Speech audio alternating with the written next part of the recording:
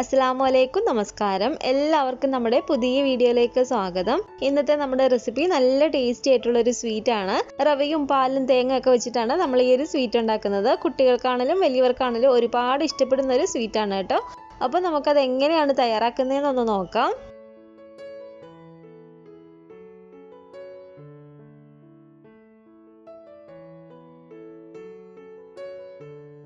ആദ്യം തന്നെ അതിന് വേണ്ടിയിട്ട് ഞാനിവിടെ ഈ ഒരു മീഡിയം വലിപ്പമുള്ള ഒരു ക്യാരറ്റ് എടുത്ത് വെച്ചിട്ടുണ്ട്. ഈ ഒരു ക്യാരറ്റിൻ്റെ തൊലിയെല്ലാം കളഞ്ഞിട്ട് നന്നായിട്ടൊന്ന് കഴുകിയെടുത്തതിന് ശേഷം നമുക്കൊന്ന് കട്ട് ചെയ്തിട്ട് എടുക്കാം. ഇതുപോലെ ഒന്ന് കട്ട് ചെയ്തെടുത്തതിന് ശേഷം നമുക്ക് ഈ ഒരു മിക്സിയുടെ ജാറിലേക്ക് ഈ ഒരു ക്യാരറ്റ് മാറ്റി കൊടുക്കാം കേട്ടോ. ഇതിലേക്ക് ഒരു 1/4 കപ്പ് വെള്ളം കൂടി ചേർത്ത് കൊടുത്തിട്ട് നന്നായിട്ട് നമുക്കൊന്ന് അടിച്ചെടുത്തിട്ട് വരാം. ക്യാരറ്റ് ഇവിടെ നല്ലപോലെ തന്നെ ഞാനൊന്ന് അരച്ചെടുത്തിട്ടുണ്ട്. ഇത് നമുക്കിനി ഇതുപോലെ ഒരു അരിപ്പയിലേക്ക് ഒഴിച്ചു കൊടുത്തിട്ട് അതിൻ്റെ ഒരു നീര് മാത്രമായിട്ട് നമുക്ക് എടുക്കാം. അപ്പോൾ നന്നായിട്ട് തന്നെ അരിച്ചിട്ടെടുക്കുക. അപ്പോൾ കണ്ടില്ല, ക്യാരറ്റിൻ്റെ ഒരു നീര് മാത്രമായിട്ട് നമുക്കിവിടെ കിട്ടിയിട്ടുണ്ട്. ഇനി നമുക്ക് ഇതിലേക്ക് വേണ്ടത് 1/2 കപ്പ് അളവിലെ പാലാണ്. അതായത് 125 ml പാലുണ്ട്. ഇത് ടേബിൾ സ്പൂണിൽ അളന്നെടുക്കുകയാണെങ്കിൽ ഒരു 11 ടേബിൾ സ്പൂൺ പാലുണ്ട് കേട്ടോ. അപ്പോൾ പാല് ഞാൻ ഈ ഒരു പാത്രത്തിലേക്ക് ഒഴിച്ചു കൊടുത്തിട്ടുണ്ട്. ഇനി ഫ്ലെയിം ഓൺ ചെയ്ത് കൊടുത്തതിന് ശേഷം നമുക്ക് ഈ പാല് നല്ല പോലെ തന്നെ ഒന്ന് ചൂടാക്കിയിട്ട് എടുക്കണം. പാല് നന്നായിട്ടൊന്ന് തിളച്ച് കയറി വരണം. പാലിപ്പോൾ ഇവിടെ നല്ല പോലെ തന്നെ ഇതുപോലെ ഒന്ന് തിളച്ച് കയറി വരുന്നുണ്ട്. ഇനി ഇതിലേക്ക് നമ്മൾ നേരത്തെ തയ്യാറാക്കി വെച്ചിരുന്ന ഈ ഒരു ക്യാരറ്റിൻ്റെ ഈ ഒരു ജ്യൂസ് ഇതിലേക്ക് ഒഴിച്ചു കൊടുക്കാം. ഇനി തീയൊന്ന് കുറച്ച് വെച്ച് കൊടുത്തതിന് ശേഷം നമുക്കിത് നല്ല പോലെ തന്നെ ഒന്ന് ഇളക്കി കൊടുക്കണം. നമ്മളിപ്പോൾ ചേർത്ത് കൊടുത്തിരിക്കുന്ന ക്യാരറ്റ് ജ്യൂസിൻ്റെ അളവെന്ന് പറയുന്നത് ഒരു 1/4 കപ്പ് 1 ടേബിൾ സ്പൂണും കൂടെ കൂടുതലുണ്ട്. പാലിൻ്റെ അളവ് 1/2 കപ്പുമാണ്. അപ്പോൾ ഇത് രണ്ടും കൂടെ നന്നായിട്ട് നമുക്ക് ഇതുപോലെ ഒന്ന് ഇളക്കി കൊടുക്കണം. ചെറിയ തീയിലിട്ടിട്ട് വേണം നമ്മൾ ഇതുപോലെ ഒന്ന് ഇളക്കി കൊടുക്കാൻ വേണ്ടിയിട്ട്. എന്നിട്ട് ടോട്ടൽ നമുക്ക് ഈ ഒരു മിശ്രിതം ഒരു 1/2 കപ്പ് ആക്കി ഒന്ന് കുറുക്കിയിട്ടെടുക്കണം.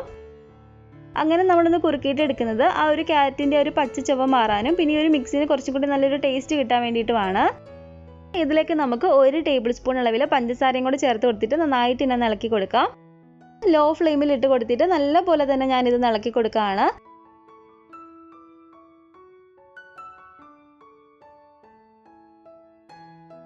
അപ്പോൾ ഏകദേശം നമുക്ക് ഇതുപോലെ ഇവിടെ നന്നായിട്ട് ഇതൊന്ന് കുറുകി കിട്ടിയിട്ടുണ്ട്. ആ ഒരു ക്യാരറ്റിൻ്റെ ആണെങ്കിൽ ഒരു പച്ച ചവയൊക്കെ ഒന്ന് മാറി കിട്ടിയിട്ടുണ്ട് കേട്ടോ. ക്യാരറ്റ് നമ്മൾ ഈ ഒരു സ്വീറ്റിന് ചേർത്ത് കൊടുക്കുന്നത് ആ ഒരു ഓറഞ്ച് കളർ കിട്ടാൻ വേണ്ടിയിട്ട് മാത്രമല്ല കേട്ടോ, നല്ലൊരു ടേസ്റ്റും കൂടിയാണ് ക്യാരറ്റ് നമ്മൾ ഇതുപോലെ ചേർത്ത് കൊടുക്കുന്ന സമയത്ത്. അപ്പോൾ ഇതിവിടെ റെഡി ആയിട്ടുണ്ട്. ഇനി ഞാൻ ഫ്ലെയിം അങ്ങ് ഓഫ് ചെയ്ത് കൊടുക്കുകയാണ്.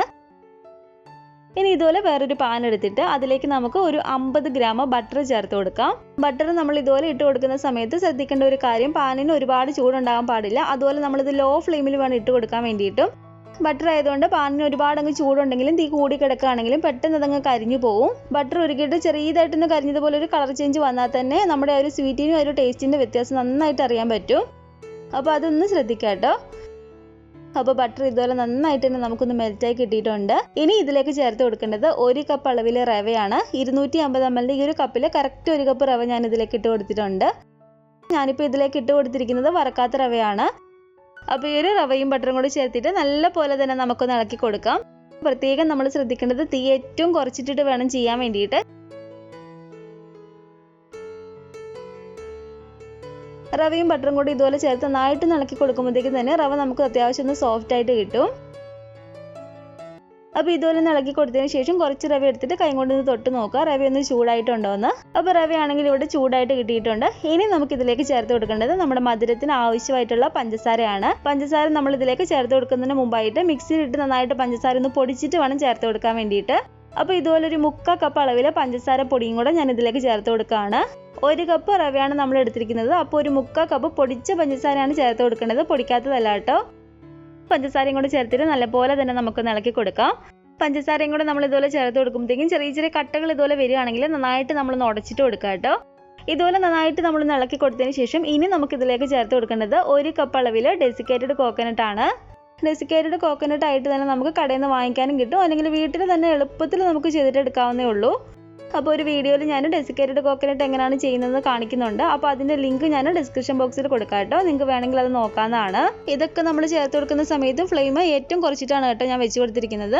അതുപോലെ 1/2 ടേബിൾ സ്പൂൺ അളവിൽ ഏലക്കാപ്പൊടി ചേർത്ത് കൊടുക്കുകയാണ്. ഞാനിപ്പോൾ ഇത് പഞ്ചസാരയായിട്ട് മിക്സ് ചെയ്ത് പൊടിച്ച് വെച്ചിരിക്കുന്ന ഏലക്കാപ്പൊടിയാണ്. ഏലക്കാപ്പൊടി മാത്രമായിട്ടാണെങ്കിൽ നമുക്കൊരു 1/4 ടീസ്പൂൺ ഒക്കെ വരെ ചേർത്ത് കൊടുത്താൽ മതി.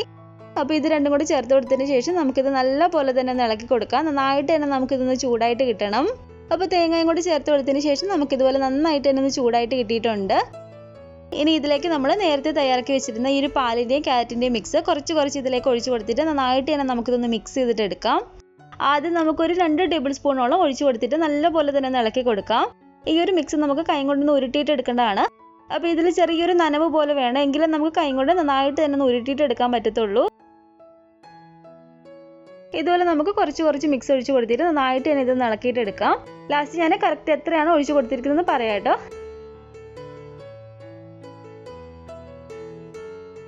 അപ്പോൾ നല്ല പോലെ തന്നെ നമുക്കിതൊന്ന് ഇളക്കിയിട്ട് എടുക്കാം.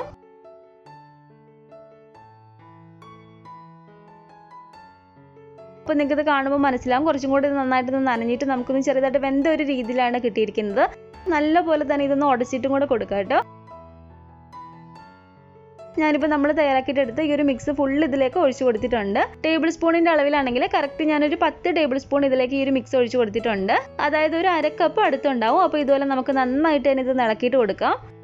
അത്യാവശ്യം ചൂടുണ്ട്, എങ്കിലും കുറച്ച് മാവ് എടുത്തിട്ട് കൈ കൊണ്ടൊന്ന് നോക്കുക കേട്ടോ. നമുക്കിത് കൈ കൊണ്ടൊന്ന് ഉരുട്ടാൻ പറ്റുന്ന ഒരു പാകമായോ എന്ന്. ഞാനിപ്പോൾ നോക്കിയപ്പോൾ കൈ കൊണ്ട് നമുക്ക് നന്നായിട്ട് ഉരുട്ടിയെടുക്കാൻ പറ്റുന്ന ഒരു പാകമായിട്ടുണ്ട്.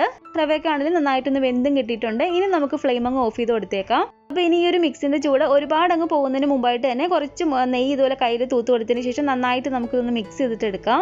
ഒരുപാട് ചൂടുള്ള സമയത്ത് കുഴക്കണമെന്നില്ല കേട്ടോ. നമ്മുടെ കൈക്ക് താങ്ങാൻ പറ്റുന്ന ഒരു ചൂടാകുമ്പോഴത്തേക്ക് ഇതുപോലെ ഒന്ന് കുഴച്ചിട്ടെടുത്താൽ മതി.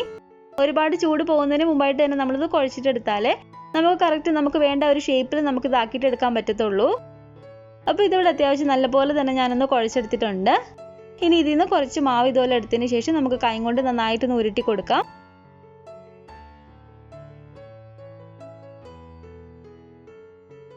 അപ്പോൾ ഇതുപോലെ കൈ കൊണ്ടൊന്ന് ഉരുട്ടിയിട്ട് ലഡുവിൻ്റെ ഈ ഒരു ഷേപ്പിൽ വേണമെങ്കിൽ നമുക്ക് ആക്കിയിട്ട് എടുക്കാവുന്നതാണ്.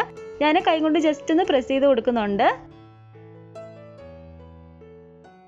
അതിനുശേഷം നമുക്കിതിൻ്റെ സെൻറ്ററിലായിട്ട് നമുക്ക് ഇഷ്ടമുള്ള നട്ട്സ് എന്തെങ്കിലും വേണമെങ്കിൽ ഒന്ന് വെച്ച് കൊടുക്കാവുന്നതാണ്. ഞാനിപ്പോൾ ഇതിലേക്ക് പിസ്തയാണ് വെച്ച് കൊടുക്കുന്നത്, കുറച്ചും കൂടെ കാണാനൊരു ഭംഗിക്ക് വേണ്ടിയിട്ട്. അപ്പോൾ ഒരുപാട് ചൂട് പോകുന്നതിന് മുമ്പായിട്ട് തന്നെ ബാക്കിയുള്ളതും കൂടെ നമുക്ക് കൈ കൊണ്ട് ഇതുപോലെ നന്നായിട്ടൊന്ന് ഉരുട്ടിയതിന് ശേഷം ഇതുപോലെ സെൻറ്ററിൽ നമുക്ക് ഇഷ്ടമുള്ള നട്ട്സ് എന്തെങ്കിലും വെച്ച് കൊടുക്കാം. ആദ്യമേ ഞാൻ പറഞ്ഞ പോലെ തന്നെ കുട്ടികൾക്കൊക്കെ ഇത് ഉണ്ടാക്കി കൊടുത്താൽ അവർക്ക് ഒരുപാട് ഇഷ്ടപ്പെടും കേട്ടോ. അത്രയ്ക്ക് നല്ല ടേസ്റ്റി ആയിട്ടുള്ളൊരു സ്വീറ്റാണ്. അപ്പോൾ ഈ ഒരു രീതിയിൽ നിങ്ങൾ റവ വെച്ചിട്ട് ചെയ്ത് നോക്കിയിട്ടില്ലെങ്കിൽ തീർച്ചയായിട്ടും ട്രൈ ചെയ്ത് നോക്കുക കേട്ടോ. ഉണ്ടാക്കി നോക്കിയതിന് ശേഷം നിങ്ങളുടെ അഭിപ്രായങ്ങളൊക്കെ മറക്കാതെ തന്നെ നമ്മുടെ കമൻറ്റ് ബോക്സിൽ വന്ന് അറിയിക്കുക. അതുപോലെ തന്നെ നമ്മുടെ വീഡിയോ ഇഷ്ടപ്പെട്ടെങ്കിൽ ലൈക്ക് ചെയ്യുക, കമൻറ്റ് ചെയ്യുക. നിങ്ങളുടെ ഫാമിലിയും ഫ്രണ്ട്സൊക്കെ ആയിട്ട് നമ്മുടെ വീഡിയോ ഒന്ന് ഷെയർ ചെയ്ത് കൊടുക്കുക. ആദ്യമായിട്ട് നമ്മുടെ ചാനൽ ആരെങ്കിലും കാണുന്നുണ്ടെങ്കിൽ താഴെ കാണുന്ന റെഡ് സബ്സ്ക്രൈബ് ബട്ടണും കൂടെ ഒന്ന് പ്രസ് ചെയ്ത് സപ്പോർട്ട് ചെയ്യണേ. കൂട്ടത്തിൽ തന്നെ കാണുന്ന ഒരു ബെൽ ഐക്കണും കൂടെ ക്ലിക്ക് ചെയ്ത് അതിൽ ഓൾ എന്ന ഓപ്ഷൻ തന്നെ കൊടുക്കുകയാണെങ്കിൽ ഞാൻ പുതിയ റെസിപ്പികളൊക്കെ ഇടുമ്പോൾ നിങ്ങൾക്ക് അതിൻ്റെ നോട്ടിഫിക്കേഷൻ കിട്ടുന്നതായിരിക്കും. ഇൻഷാല്ലാ വീണ്ടും നമുക്ക് ഇതുപോലെ നല്ലൊരു റെസിപ്പി ആയിട്ട് കാണാം.